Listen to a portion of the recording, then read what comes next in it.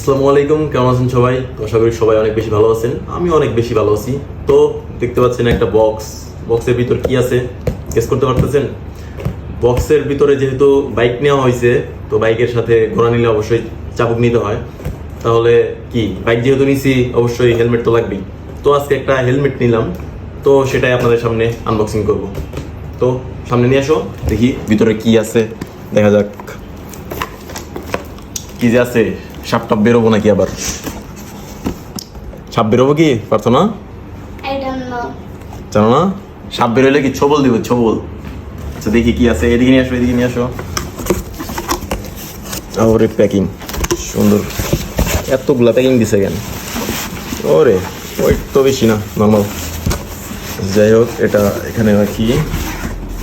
আর এটা হচ্ছে সেই আর কি আমার সেই পছন্দ করা হেলমেট, স্টার্টসের হেলমেটটা আর কি, মোটামুটির মধ্যে, মানে সিম্পলের মধ্যে গর্জিয়াস বলে না, মানে ওই রকম।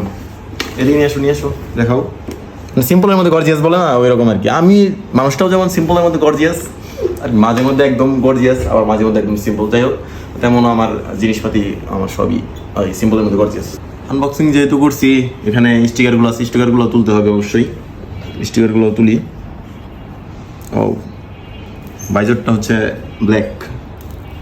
হোয়াইট বাইজরও ছিল, কিন্তু হোয়াইট বাইজর আমার কাছে ভালো লাগে না, এর জন্য ব্ল্যাক বাইজর। এখন একটু পরি। বিসমিল্লাহ।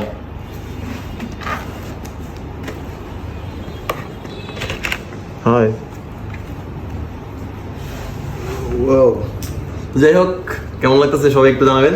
তো আজকের ভিডিওটা এই পর্যন্তই। সবাই সুস্থ থাকবেন, ভালো থাকবেন। আল্লাহ হাফেজ, টাটা।